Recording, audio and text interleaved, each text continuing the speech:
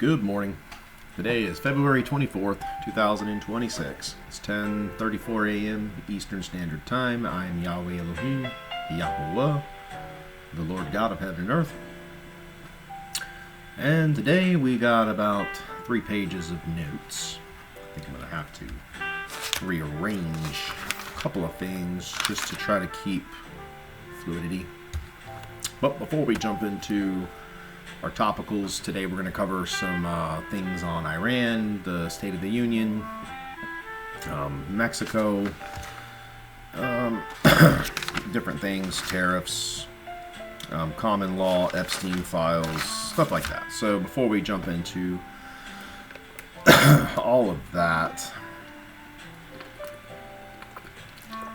we'll jump into a life hack I just figured out yesterday. So in any common kitchen sink, if you have a garbage disposal, it has like the bigger hole with just a little rubber flap thing. Well, if doing dishes or anything, stuff can fall down there. So you need one of those grates, like a sink grate or a sink strainer. Well, we have had the same one for years. It's a plastic, Pioneer Woman. That's the Walmart catalog stuff. Anyway, over years it's gotten kind of nasty, right? And I've tried to scrub it in the sink and it just really seems like it never got clean. Well, last night I put it in the dishwasher. Man, it looks brand new. I was amazed. Some of the smallest things can really make such big improvements.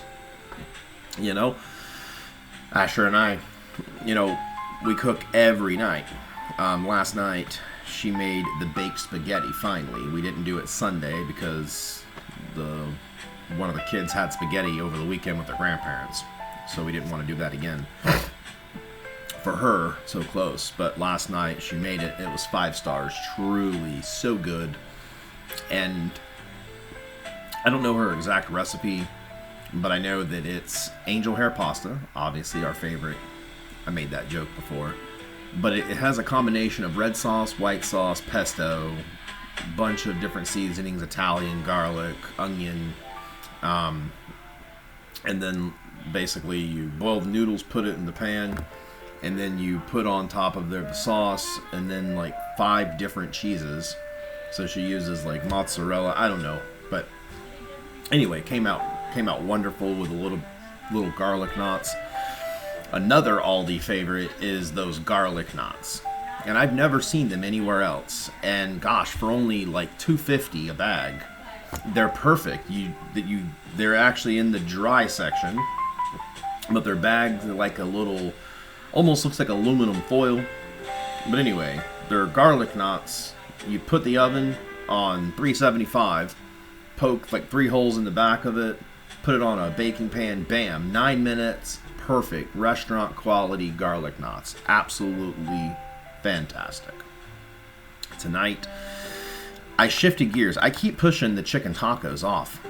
Chicken tacos was actually on the menu for Monday, and here we are on Tuesday. So we're all shuffled up here.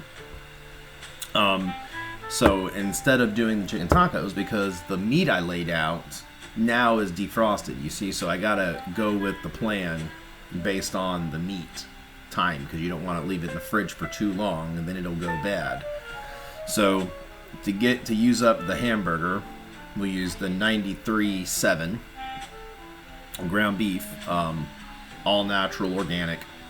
All the meat we have is natural, organic, except for the frozen Aldi chicken breast. Those make the best chicken tacos, hands down. So tonight we're doing the crock pot stroganoff. So with the crock pot stroganoff, 1 pound of the 93.7, a packet of Lipton, I think it's called French onion, but it looks like maybe it could be used for a dip or cooking, I don't know, but it's Lipton French onion packets. We use that in the meatloaf, but also in the stroganoff. And then 2 cans, Campbell's Golden Mushroom Soup. And then it's 1 teaspoon of garlic, 1 teaspoon of paprika, a half a cup of water, and then what I do is I take the meat and all the ingredients in the crock pot. I take a wooden spoon and begin to kind of knead it. So I want to get it almost to like a batter consistency. So everything is thoroughly mixed in. The hamburger is not in clumps because you don't want to have a clumpy stroganoff like sauce, essentially is what it is. You're making the sauce. But anyway, so the wooden spoon, mix it all together. Make sure it's not on the sides, like it's not splashed up, because it'll just bake on it. So you want to just really get it nice and tight in the middle. Cover it. Don't open the lid. 8 hours on low. And then about 45 minutes before it's done, you take 1 pack of Philadelphia cream cheese. Boom. Pop that in there. Cover it back up. Let it go for the last 45 minutes. Meanwhile, take your egg noodles. Boil those up. They take about 10-12 minutes. And you can add a little bit of butter. So once you boil them, they get soft. But if you don't have a oil or a butter, the noodles will just get hard. So once you boil them, I usually strain it, put them back in the pot, but usually I'll do like 3 or 4 tablespoons of butter. Stir them up really good, then just cover them. Put them off to the side, wait for your sauce to be done, and then bam. Right? If you want to add a garlic bread, I like to have a bread with my entree in the evening. That's just my preference. Sometimes the family's on board, sometimes they're not. But so tonight, for the stroganoff, I typically like the Texas toast because it can really get in there, and it's so good because once you got your noodles kind of withered down, you can just take that bread and scoop up that beefy, brothy, so much flavor, very hearty. It's not necessarily healthy, but it's at least real food. That's what we strive for in my house, is we eat real food. So that is the dinner plans already in motion. I put the crock pot on about an hour ago. So it's about 10:42 now. So I put it on maybe a little more than an hour ago. It was like 9:15. Ashera was off her first meeting this morning at 8:30. I mean, she was off of it by 9, so I got in there, got the crock pot prepped, and bam. Okay. Moving on. I hope this is not too loud. I'll bump it down just a hair. Okay. Moving along here. So obviously the State of the Union is coming up tonight at 8:30. You know, silly as it is, I've had people asking in prayer if they should watch the State of the Union or if they shouldn't. You know, I'll say this: your participation in the United States government as a citizen has no forbearance on like spiritual implications when it comes to people, places, and things.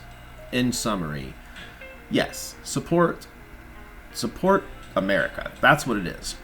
It's people are narrowly minded or narrowly focused on PT. Remember, PT is just a piece on a very big chessboard, right? At the end of the day, America and its people are the owners of the land, and it is the approval of the people that either move things forward or they move things backwards. So I do encourage all the constituents of heaven, right? Those who follow, those who, right? If you're destined for heaven and you're an American citizen or an Israeli citizen, because it could be useful for Israel to gain perspective too of what's happening over here. I do encourage people to watch it, right? Watch it with the proper perspective, but also understand that the individual that you are watching, right, is not anointed by me, Elohim, but at the same time, I am attempting to work with PT, but I have attempted to work through many, many, many people. I actually said this in several videos. I tried to work with President Obama back in 2008, before the Obamacare came out. So, good, not good. The Obamacare original idea of subsidies was my idea. It changed from my idea to Obama's idea when he was wanting to pay subsidies to insurance carriers. My idea, but you see what I mean, is I can feed a schematic to a human being, but how they execute on it usually is very sloppy because there's too much of themselves in the process. Very similar to right now with President Trump. And again, these are things are only apparent because I'm doing videos explaining what I as Elohim, Yahweh Elohim, doing on earth, but still doing my job, working through the noun. Nouns are people, places, and things. So there are some things that Trump has done right, a lot of things he's done wrong, but at the end of the day, it's not even his policies that are getting him in hot water. It's maddening that again he resembles all the old kings of Israel that have fallen for the same glory traps that Trump is. And that's a shame, because I really wish that the people of earth would just trust who I am and what the powers of heaven are doing on behalf of mankind, and instead of mankind clamoring at their victory or their glory, or it's always a very selfish perspective. And I don't do well with selfish people. As God on earth, I am the most selfless person in every way. Nothing is beneath me. When I first moved into the rental house that me and Asherah moved into 4 years ago, it was virtually condemned, and I didn't have the money for a deposit. So instead, I came to the home before it was ready, and there was buckets, 5-gallon buckets of human feces, 20 plus buckets. It was essentially a crack house, and a very bad one at that. So I had to shovel human feces out of my current home before it was even livable. You see, I know that probably most middle class people in general would thumb their nose at that and think it's beneath them. No, as Elohim, the creation is my creation. The people who inhabit it are my guests, and there is nothing beneath me as far as work that needs to be done. Just like working with the Antichrist, it's nothing beneath me to try to, at a minimum, use his position, power in the international world to do some good. Because no matter what you can understand, right, there is few cases of pure, unadulterated evil, and Ali Khamenei is a good example of that. President Trump is not an evil person. He doesn't have a wicked heart. He has problems that I, as his God, am going to work out one way or the other. If he's too stubborn in this life, then we're going to have to work on it the next go around. But staying pertinent to the day, because my joke was back when I was getting these prayers last night, while sitting on the porch with the wife, Queen Consort, and we kind of unpack the day. She's unpacking her corporate day. I'm unpacking my day dealing with the world, and I'm telling her, I'm like, in one way, I'm really happy to see the people praying about this, because that is, to me, that's turning the tide on the human rebellion, right? Instead of humanity just waking up and the first thing, and then these are even, and when I say this, I mean I'm talking specific cases of actual preachers, rabbis that are directly what I would call my actual churches, meaning they know I'm here, they're talking about the right scriptures, they're getting the flocks in line, they're preaching on the sin, they're preaching on who I am, he who comes in the name of the Lord, all that wonderful things. But I don't want my people, right, waking up and then, well, what is it that Pastor Blank needs to do today? What is it that Rabbi so-and-so needs to do today? If if y'all could just go into true, like, intercessive prayer, give it time. 15 to 20 minutes is decent, right? 30 to 40 minutes is good, because you got to understand, as a living person, right? Just like you, if a call comes in and it rings 3 times and you don't get it, what's the chances of you actually calling back? They actually are low, right?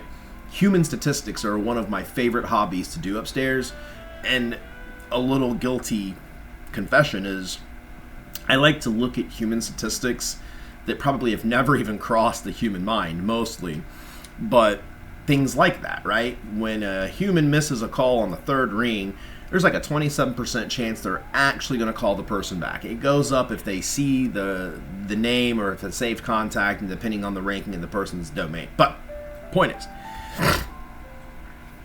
wake up, talk to me. Don't spend 5 minutes, right? I am also working, talking, and pathway setting for a lot of people, and a lot of those people are not even in the fold yet. A lot of times I'm trying to get people to intersect. So I got this person who's like, okay, I know the Lord's name, I know the Lord is here, I know that he is one, and I know that he is working in the background to do all these things for the betterment of his creation and those who inhabit it. Start there. And then, right, ask what it is you need to ask. So again, in response, yes, watch the State of the Union. That has no implication on your spiritual health, but it will give you a good sense of who it is that's speaking, and we'll see how he does a good job. My joke was, depending on what episode Death Valley Days has on it, will depend on if I watch the State of the Union. Because if it's a good episode on Death Valley Days, then I may not watch State of the Union. I say that jokingly, but actually I don't have to watch it to know. So a lot of most of the videos in the flesh, right, they are serving really the purpose of those that are not connected in spirit. They need the videos because that should also help build your faith. When you can watch a video and then you're like, okay, I just literally learned a lesson from the big man himself. Yahweh Elohim in the flesh is Yahuwah, Joshua, the God of the Bible. I mean, it should, and I don't say this arrogantly, but it should press upon you a level of, like, eye-opening. It should be a wowing type of thing, and thus should motivate people, right, to get into the sphere of influence, because then when you can set out on that path and you go, I know now what my God does for me. I know how he works pathways. I know that when there is adversity, it's usually because there is something even greater coming right behind it, right? But it's teaching lessons. Point I'm making is,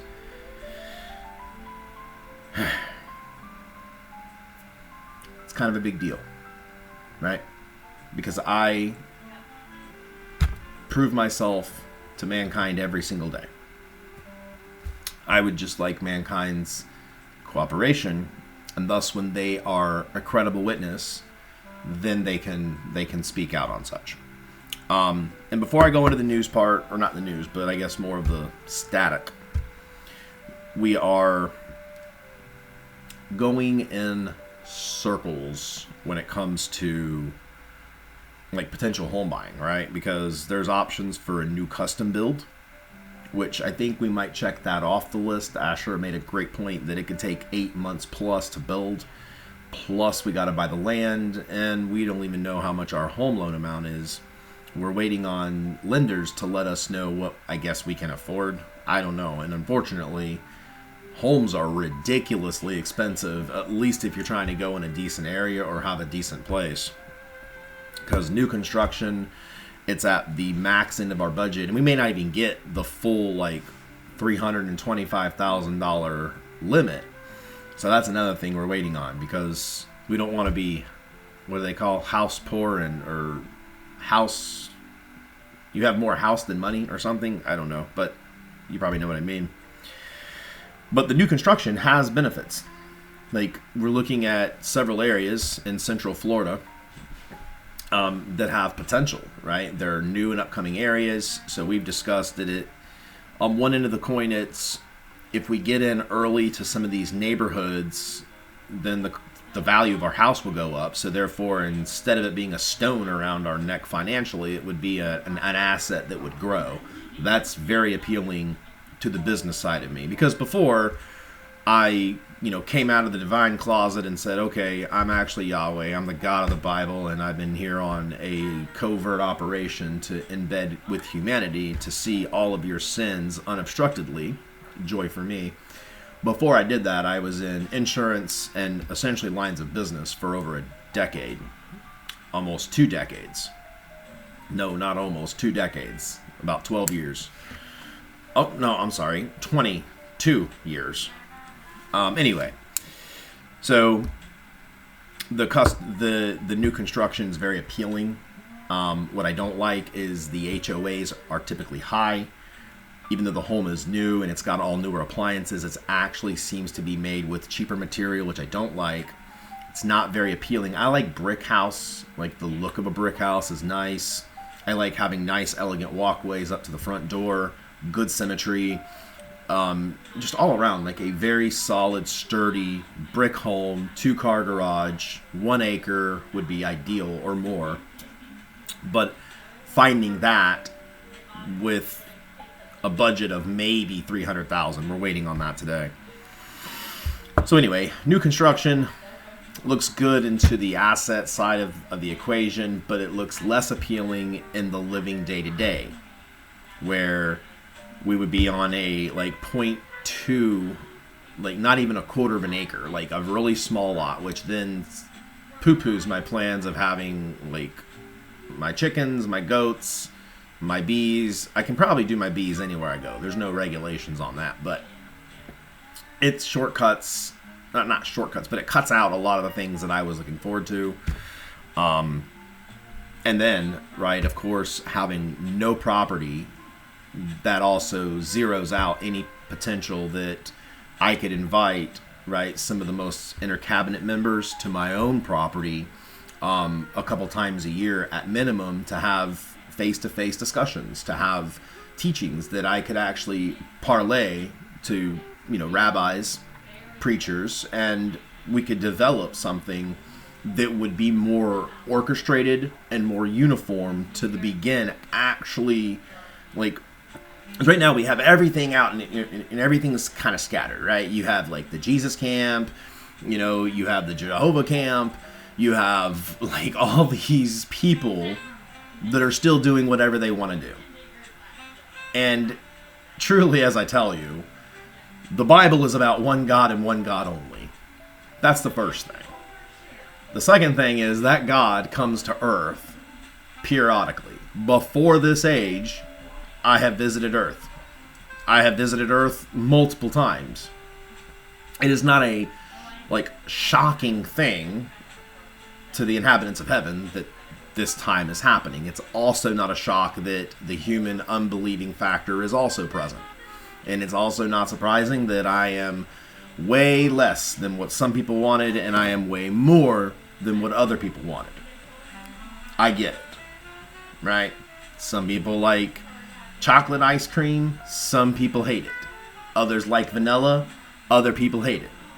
It's the flavor. And you don't have to like me on earth to still go to heaven. You don't have to, but you have to understand, as the cosmic CEO, the chief executive officer of the cosmos, because it was my company who began it, right? It was my voice who cracked the seal of existence, and all things permeated from there.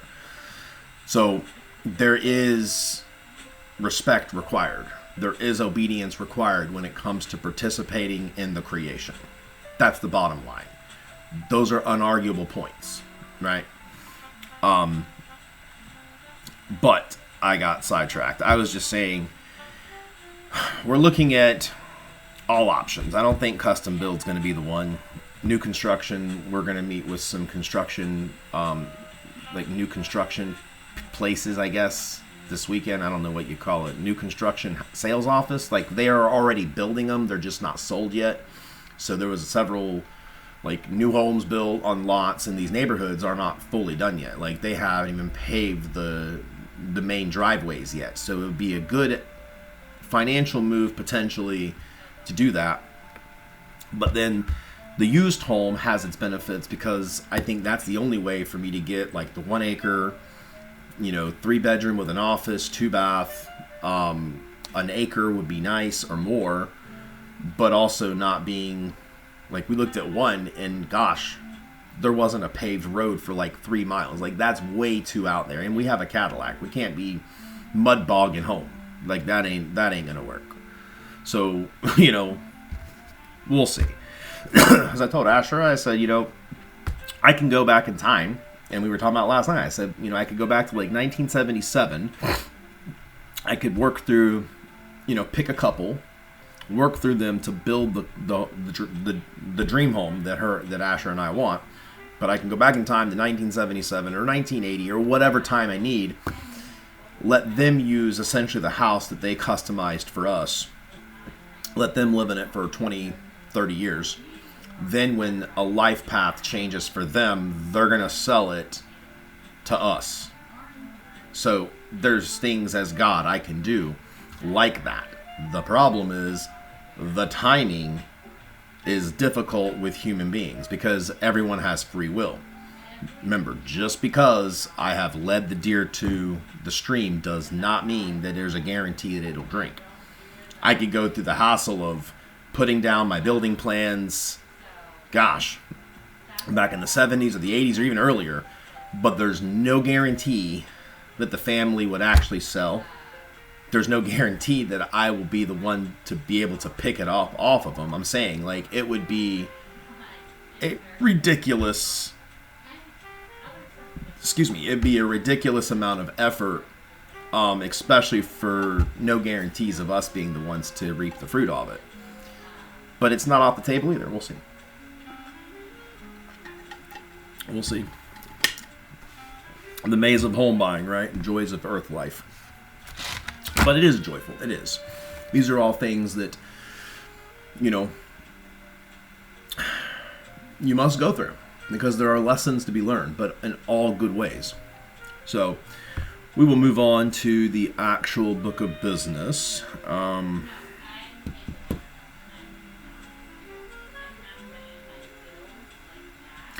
Actually, I think Asherah might be on the phone with one of the lenders, so I'm going to take a 5 because I want to be a part of the conversation. So we will take a break, and I will return here momentarily.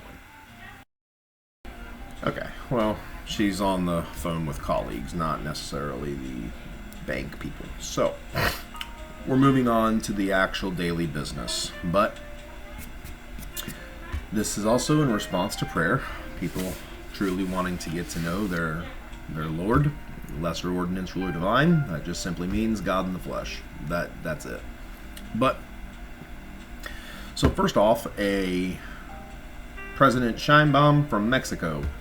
I am very proud of you for standing up to true wicked and evil.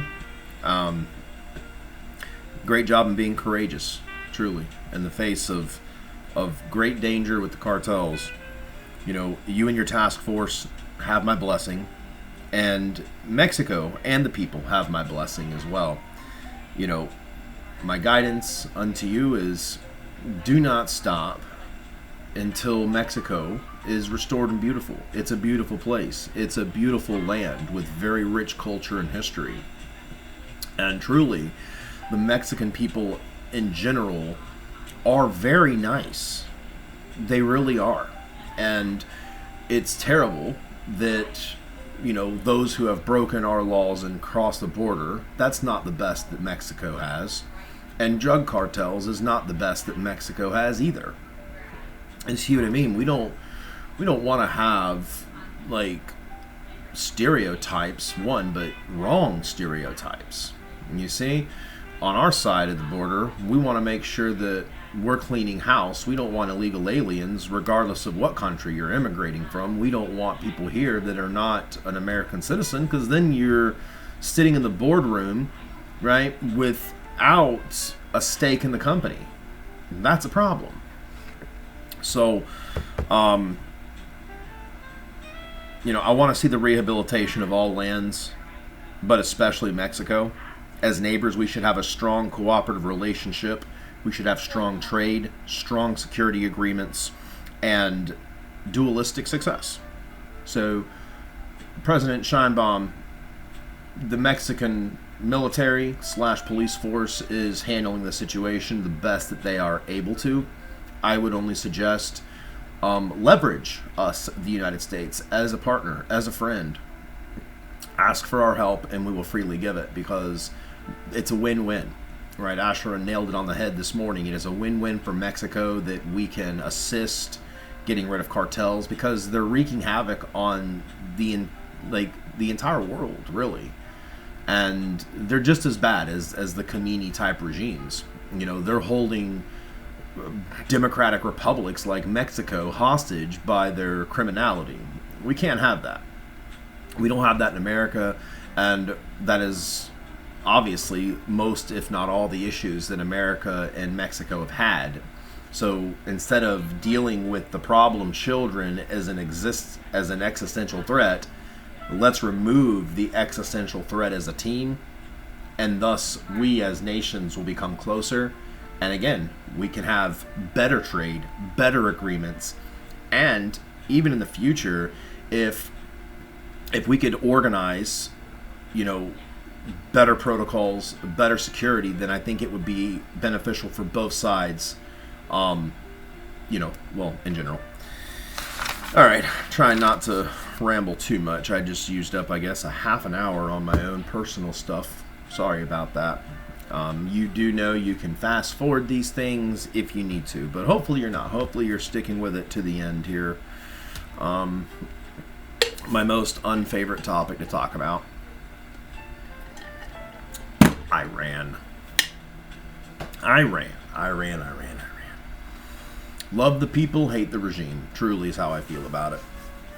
But Iran, whether it takes 5 days, 5 months, or 5 years, this regime needs to be removed.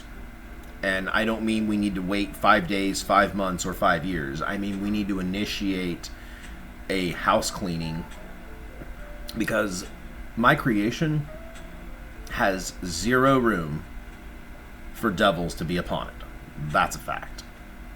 And the problem, again, is PT is the ringleader in all these things. And so he is essentially letting his ego and mal character drive a lot of the issues. So not removing them is a worse evil in my eyes. As President Trump and the Americas have the ability to help, but deciding not to, or deciding on a time that he prefers. Meanwhile, the Iranian people have answered my call, right? So a people that have actually no religious affiliation with me, Yahweh Elohim, they are still answering my call when it comes time to step up, protest, and riot these regimes. And it's a penance to not only be disobedient to the timing in my word, but it's neglectful of righteousness. So again, having the ability to help while deciding not to. Israel and America are good people, church-going people that believe, obviously I don't think believing in me should be a hard stretch. I'm here, but I'm saying, right, godly people, right? You fight evil. You help the widows. You raise up the children. When evil rears its ugly head, their only choice is to take action to remove the threat. That is the only choice. To restore peace and normalcy. The Iranian people deserve to have a demon-free nation and to govern freely without oppression. That's a fact. Those are not things to negotiate on. There is no deal to be had with the devil. Because, in all honestness and earnestness, those are the things that could get PT in a more than a conundrum in the afterlife, because it goes further than just you made some bad decisions. Now it is actively like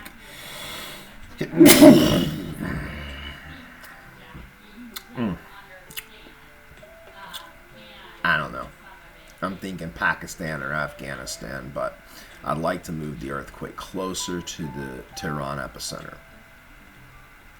Archangels Michael, look into that one. Anyway, so the Iranian people deserve to have a demon-free nation, right? And truly, what an awesome time it would be for Iran topple an evil, sadistic regime. Gone. No more.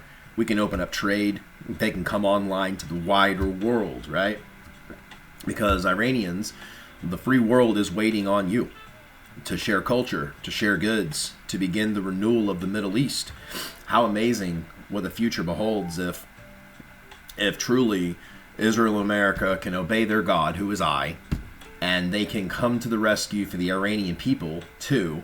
The Iranian people get their true government, get the true peace and the republic that they deserve. And then you know what? All of these jihadist ideals will begin to die. They'll begin to die. And the progress that we'll make in not just 6 months, 18 months, 26, 36 months, the amount of progress is something the world has forgot possible.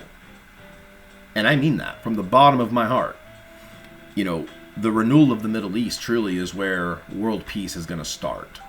So getting rid of little Satan himself, Ali Khamenei, is not only the priority, should be the only priority.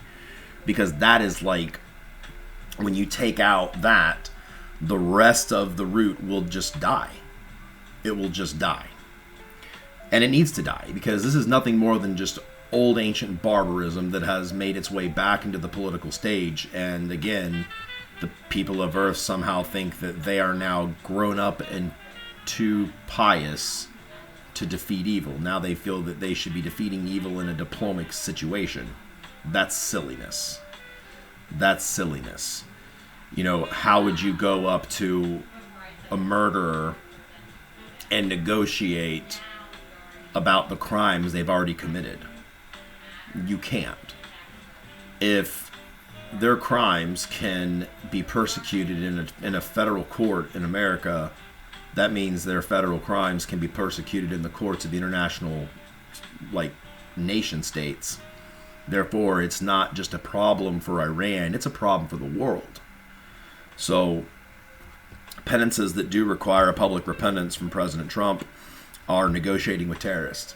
Every time President Trump has used the word deals, negotiating, waiting on, sending convoys, sending envoys, everyone involved in that process is going to require a public repentance of that, or their penance will stay. And when they pass on, they will not pass on. Those penances will actually circumvent them downstairs, or it will circumvent them for a rebirth into the next age. And then they will have to learn about me, their Elohim, and what righteous and goodness is from that time period. So I have warned, I have said ad nauseum, like, America and Israel does not negotiate with terrorists, but apparently it does not resonate. The USA and Israel do not make deals with terrorists, nor do they make deals with demonic strongholds, and especially not even considering conversations with Satan's top brass. These things in heaven are actually called glory give-me's.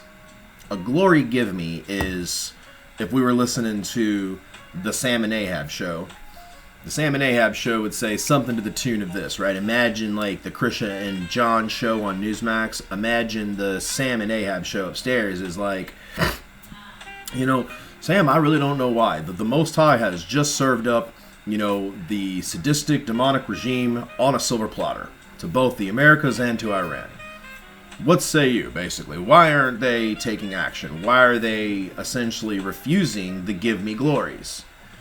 The Most High has just handed you over a tyrannical regime They are truly demonic. They are a threat to Western civilization, a direct threat to Israel, have already caused mayhem in the millions of people's lives through just small arms and attacks. It is demonic doctrine, and every cell in the world takes their orders from the top, which is the Ali Khamenei regime in Iran.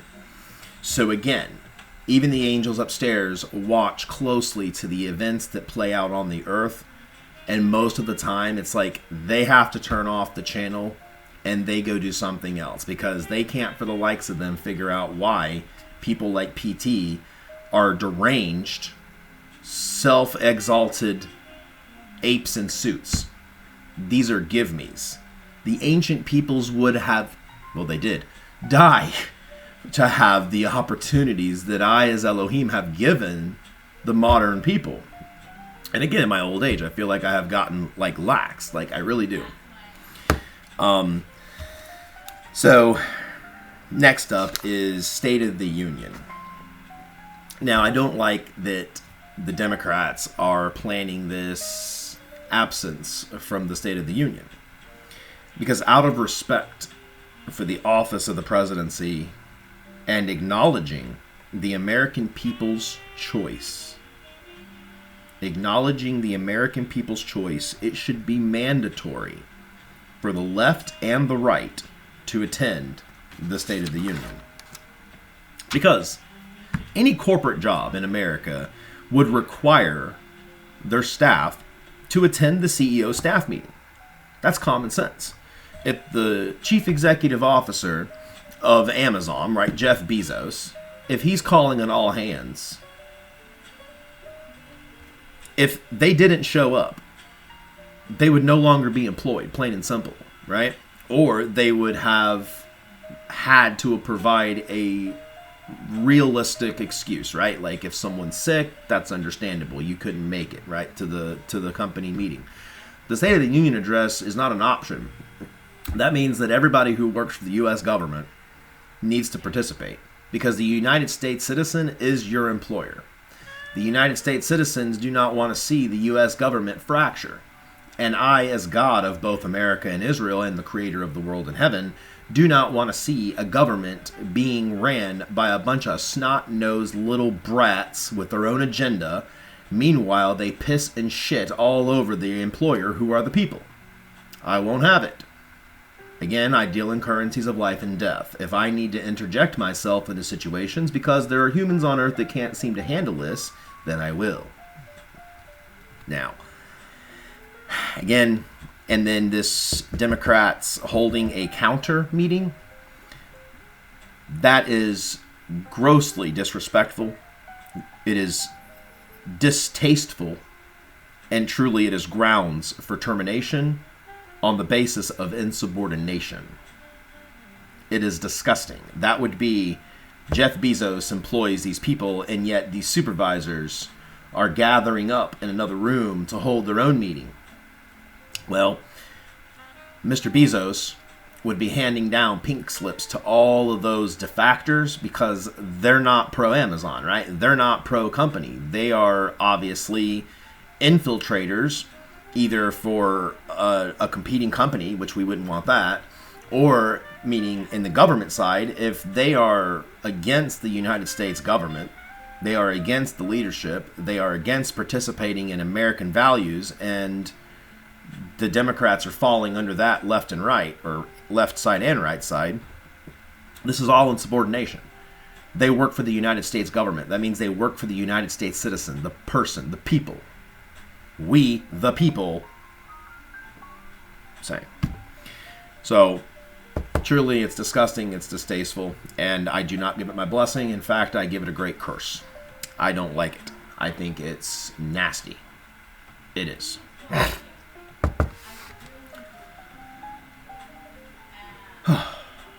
All right.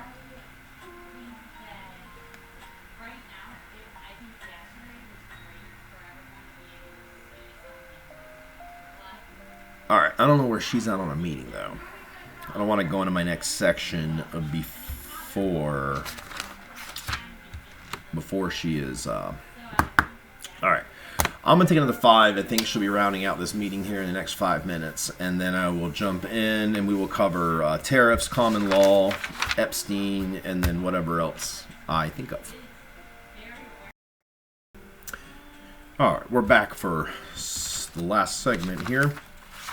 Stop, had lunch, spoke with the Queen Consort about a couple things. And lunch was the turkey wrap, turkey spinach wrap, cheese, lettuce, mayo, and of course, turkey. So, tariffs. So, it is directly at the president's discretion to adjust, modify, or otherwise do economically what is in the best interest of the American people. Or, in other words, American citizen stakeholders. So, what is best for the American citizen stakeholder is, again, at the discretion of the president if he wants to put tariffs. That is an area of economical direction that I do leave solely up to the president to make those decisions. And in the areas that he does get at least a recognized grade from me would be in the economical side of the house. He is a very business-minded person, which also leans to his deficiencies when it comes to foreign policy, mainly Iran. But when it comes to the economical successes, I will give him at least a B+. It could definitely get into the A category if we were putting into the trade deal. See, here's the difference between like superficially putting in a tariff, because yes, it drummed up a lot of revenue, but what would have actually been a more thorough and more productive economical plan would be based on the amount of exports that they're buying from us is actually what adjusts the tariff. So for countries that do not trade a lot with us, or it's very lopsided that we're buying, and they don't buy from us, that's where the highest tariff should be. Because then we're just a buyer in the process, and we're not a seller in the process. Kind of funny how the parallel is me and Ashura are dealing with the buying of a home, so it's an interesting being the terms of buying and selling. But point is, if let's say China is one of the largest consumers of virtually all types of products, we don't need to make riffs with China, right?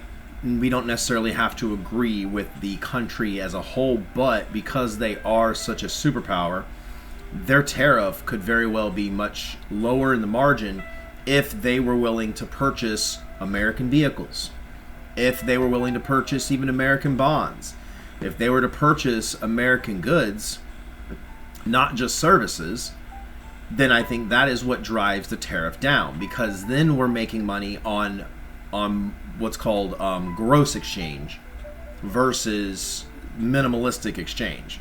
So then smaller countries that are just purchasers, like Cuba, right, they essentially would have a higher tariff because they're just buying. They don't have anything. I mean, they're just selling. They're not buying anything yet.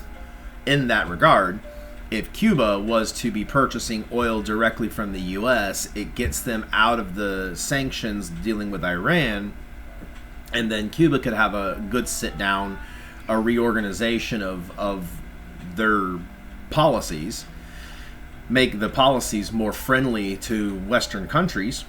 That opens the door for Cuba to trade not only with the U.S., but it trades with all of the United Kingdom and Israel.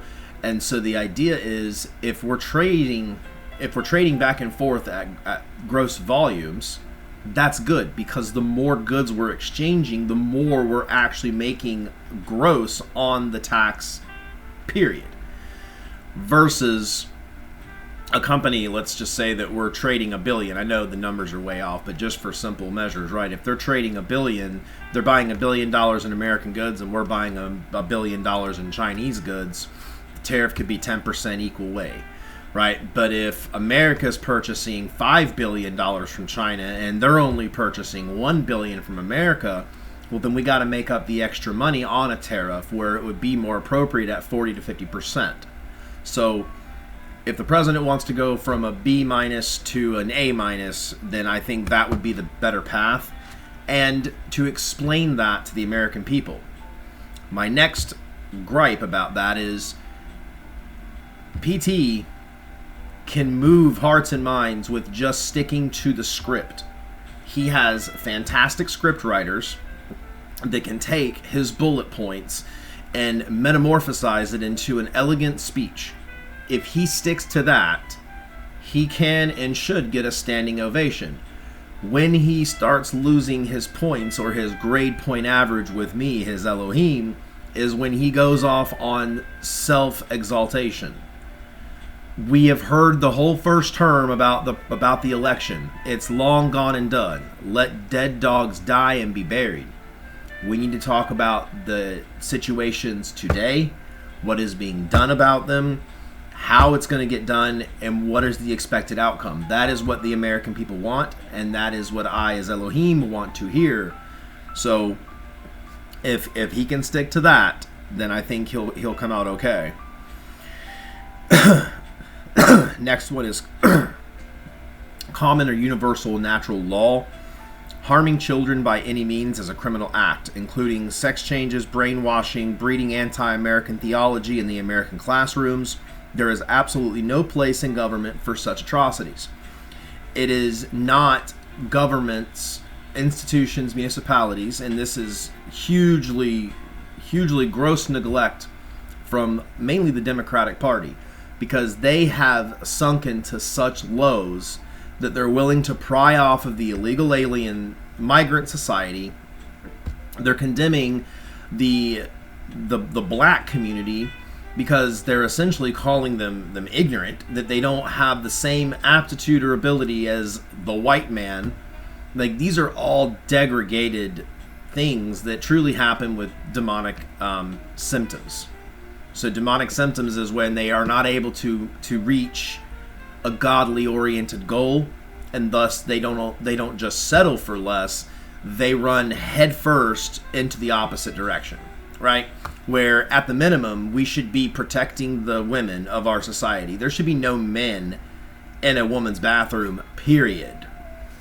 That's just not something that we need to be embracing nor supporting. And understand, the humans nowadays, they live their life based on mass approval. If there is raunchy country music on the radio, the people will generally take what's in public access as an okay and is a nod of acceptance, when in reality that is false. Those things lead to the sin, they then lead to the gates of hell, and they thus lead to my absence in their heart, mind, body, and soul, and therefore they get no divine assistance from me, Asherah, or any of us, because they are full of sin. So the people need to start setting the standards much higher. If the bar is here at a 2, which is about where it's at, we need to raise that to a 10. We need to put a stand. There is no raunchy more music on radios. There is no more about cheating. There is no more about boozing or drugging or stealing or shooting or committing crime. We don't need that in society. We don't need politicians endorsing the sex mutilation of children.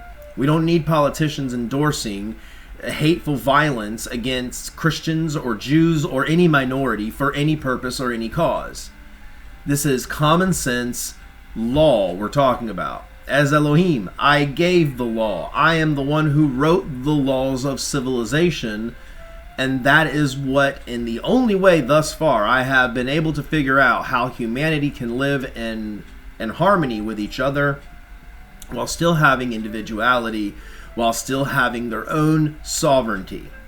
Meaning, a man and a woman should be able to choose their destiny. As long as the destiny is working a purpose for the creation, and is not at least working against the kingdom of heaven, then it can be assisted with by angels and myself. But when we are protecting and fighting for agendas that directly involve like safe harboring criminal aliens, that's a no-go on a major scale. You know, the sex changes with children is an absolute demonic behavior, is a no-go. the, holding an adjacent State of the Union, because this is not a divided country. The only people that seem to be divided are uppity, rich, leftist. I hate to even say it, but the truth is the truth. They are demonically ridden, parasitic individuals, and that's why they cannot see clearly. So this is in layers, right? Because a blinded Christian who loves Jesus could sit there and scowl the left all day long. Meanwhile, they can't do their own inventory and go, I'm praying to a God that doesn't exist. I'm believing in a fairy tale that Rome invented.